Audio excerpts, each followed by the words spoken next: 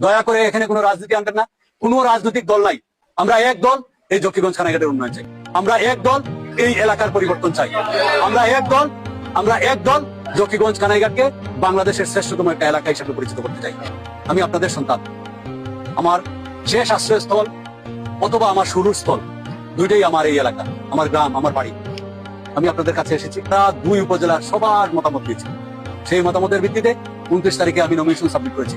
আল্লাহর অশেষ মেহেরবানি, আপনাদের দোয়ায় একজন স্বতন্ত্র প্রার্থী হিসাবে নমিনেশন বৈধ করা অনেক বড় চ্যালেঞ্জিং বিষয়। আল্লাহ সেই বৈতরণী আমাকে পার করেছে আপনাদের দোয়ায়। আমি আজকে এখানে দাঁড়িয়ে আপনাদের একটা অনুমতি নেওয়ার জন্য, আজকে আমি এখানে আমার মাতৃভূমিতে দাঁড়িয়ে আপনাদের কাছে অনুমতি চাই। আপনারা যদি বলেন আমি এই নির্বাচনে প্রতিযোগিতায় থাকবো এবং আমি শেষ দিন পর্যন্ত সংগ্রাম চালিয়ে যাব। আমার জীবনটা সংগ্রামের। আমি কখনো কোনো একদম সাধারণ গ্রামের মানুষের মতো আমি আমার জীবন যাপন করেছি, কিন্তু আমি কখনো ওই জায়গায় ওই বিশাল অবস্থান নিয়ে নিজের জীবন যাপন করা অনেক সহজ ছিল আমার জন্য, কিন্তু আমি সেটা কোনো দিন ওই পথে আমি হাঁটি নাই। আমি সাধারণ মানুষ, আপনাদেরই এক সন্তান। আপনারা যেভাবে আমাকে চালাবেন আমি সেইভাবে চলবো। Zakiganj, Kanaighat, BBC, CNN, Al Jazeera সহ সব জায়গায় নিউজ হয়েছে এই আপনাদের এই সামান্য সন্তানের জন্য।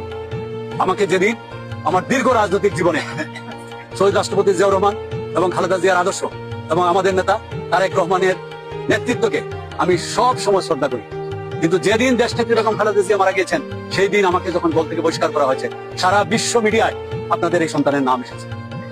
এই আসনটা এখন বাংলাদেশের 300 আসনের মধ্যে আলোচিত আসনদের মধ্যে অন্যতম। আমরা সবাই একমত হয়ে কাজ করতে হবে।